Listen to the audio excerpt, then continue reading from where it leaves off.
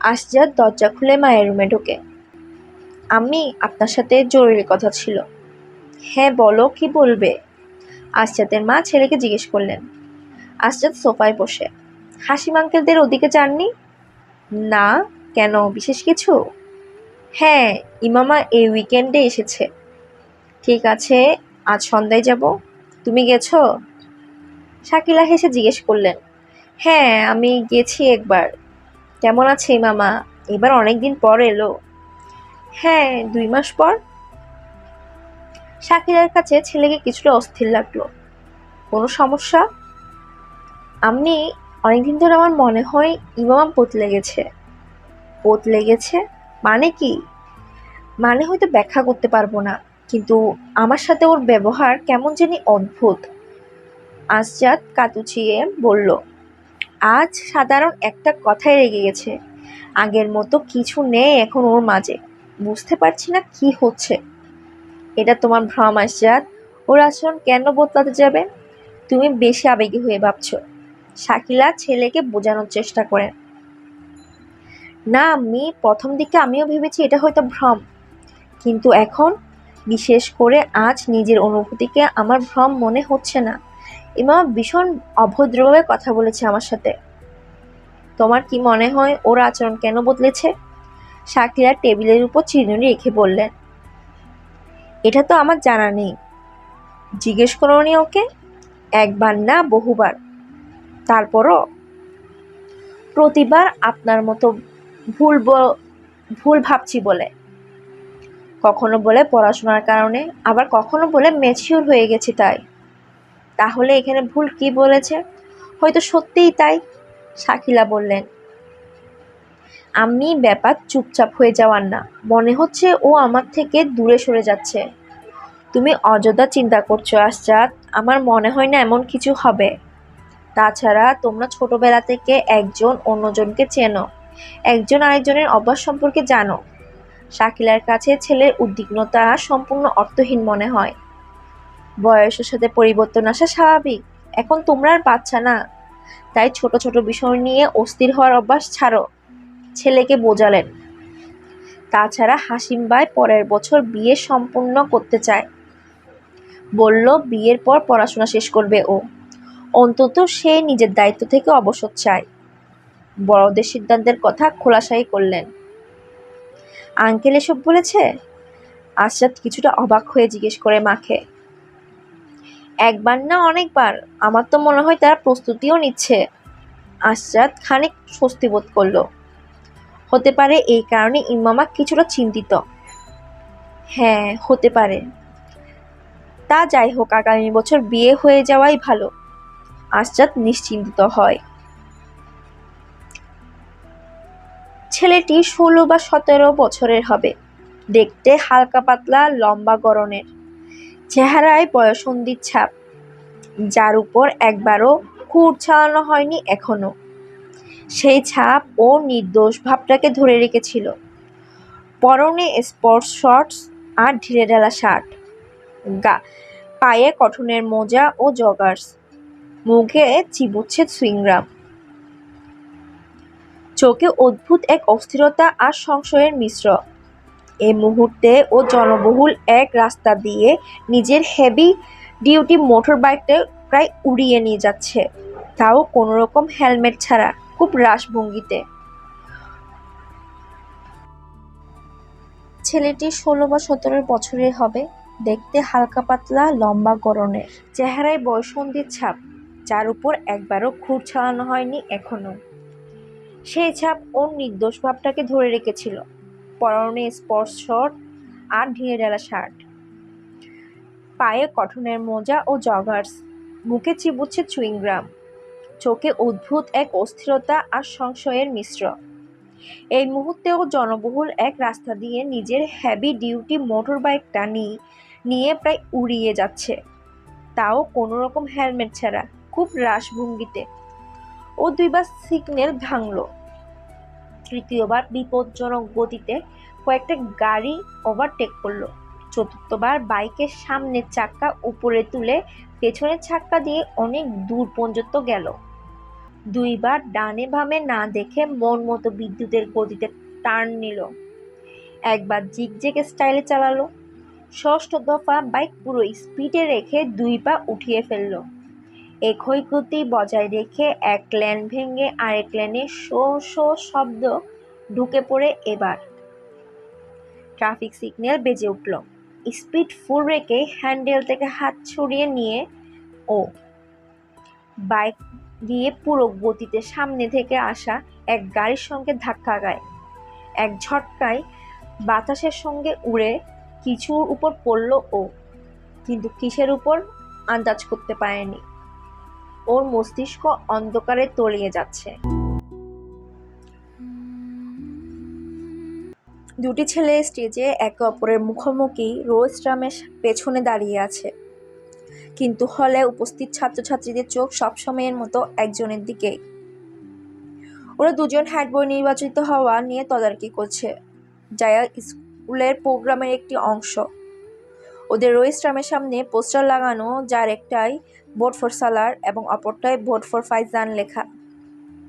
Faizan head বয় হওয়ার পর যেসব সম্ভাব্য পদক্ষেপ নেবে তা এলান করছে। সালার গম্ভীরভাবে প্রতিপক্ষকে দেখছে। ফাইজান স্কুলের সেরা বক্তা। এই মুহূর্তে নিজের দক্ষতার জ্বলন্ত প্রদর্শন করতে সে ব্রিটিশ উচ্চারণে কথা বলছিল, যার জন্য ওর সুখ্যাতি। চমৎকার সাউন্ড সিস্টেমের কারণে ফাইজানের আওয়াজ ও কথার স্টাইল দুটোই ভীষণভাবে প্রভাব ফেলার মতো। হল জুড়ে পিনপন নীরবতা।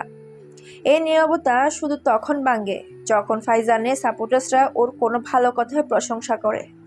হাততালিতে মুখরিত হয়ে ওঠে পুরো হল।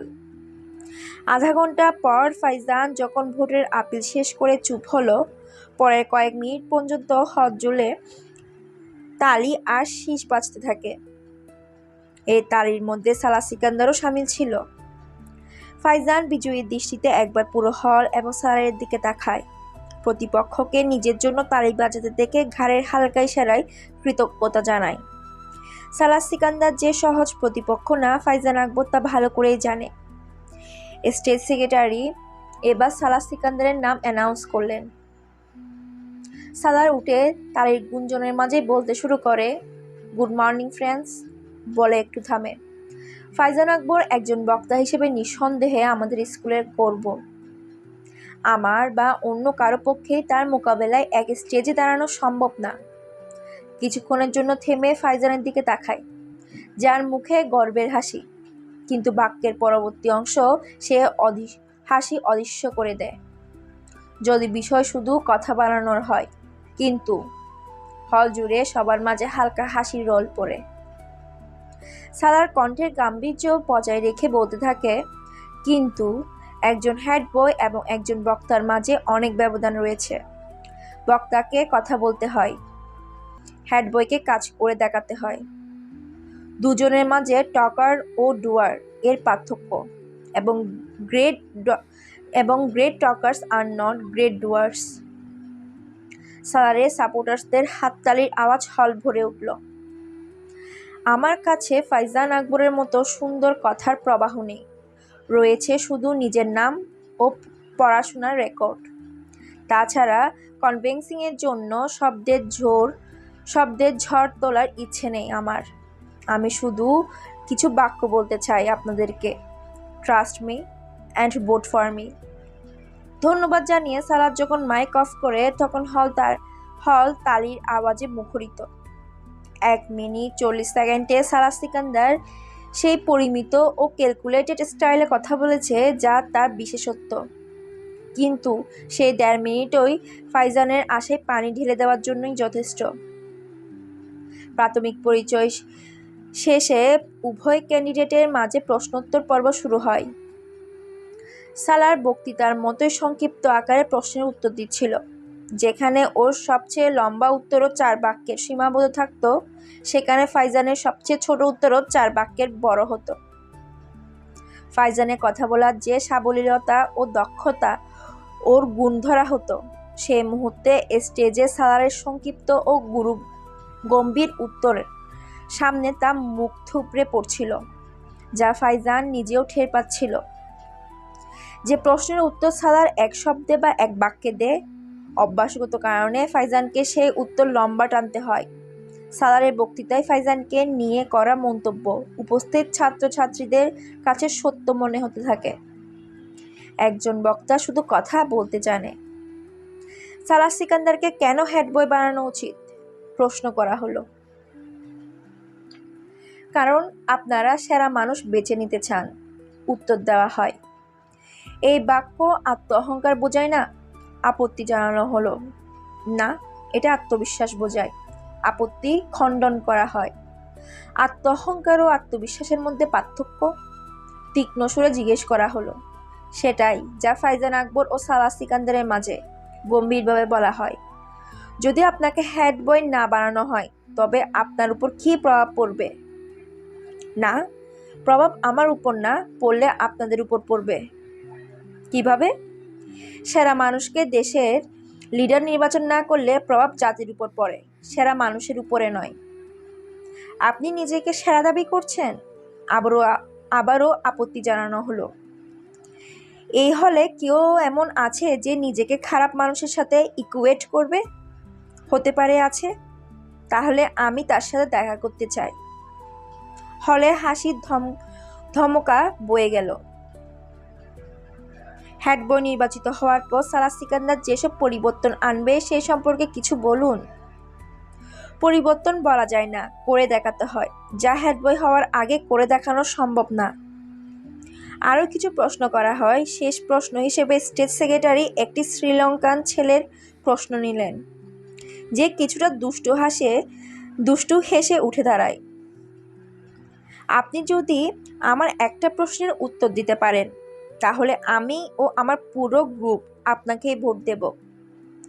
সালা ছেলেটার কথাই হাসে।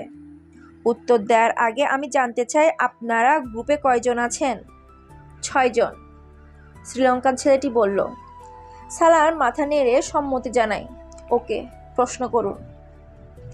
আপনি একটু হিসেব করে বলুন, যদি আমরা 2, 6, 7, 8, 9, 5 এর সাথে 9, 5, 2, 8, 5, 2 যোগ করি, তা থেকে 3, 9, 9, 9, 9, 9 বিয়োগ করি এবং এর সাথে 9, 2, 9, 2, 9, 2 যোগ করি এবং তা, শ্রীলঙ্কান ছেলেটি থেমে থেমে কাগজ দেখে জিজ্ঞেস করছিল, 6 দিয়ে গুণ করি, এরপর তা 2 দিয়ে ভাগ করি এবং ফলাফলের সাথে 4, 9, 2, 3, 5, 9 যোগ করি, তাহলে উত্তর কত আসবে?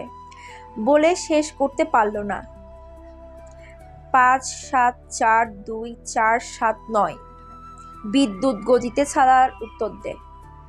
শ্রীলঙ্কান ছেলেটি কাগজে এক নজর চোখ বুলিয়ে অবিশ্বাস্য ভঙ্গিতে মাথা নেড়ে হাত তালি দিতে শুরু করে। ফাইজানের কাছে নিজেকে তখন একজন অভিনেতা ছাড়া আর কিছুই মনে হচ্ছিল না। পুরো হল শ্রীলঙ্কান ছেলেটির সঙ্গে সালারের জন্য হাত তালি দিচ্ছে। পুরো প্রোগ্রাম এক ধরনের রসিকতা মনে হলো ফাইজানের। 1 ঘন্টা পর স্টেজ ছেড়ে নামার সময় বুঝে যায় প্রতিযোগিতা শেষ হওয়ার আগেই হার নিশ্চিত। 150+ আইকিউ লেভেল সম্পন্ন সালার সিকান্দারের প্রতি জীবনে এর আগে কখনো এত ঈর্ষা অনুভব করেনি ফাইজান আকবর।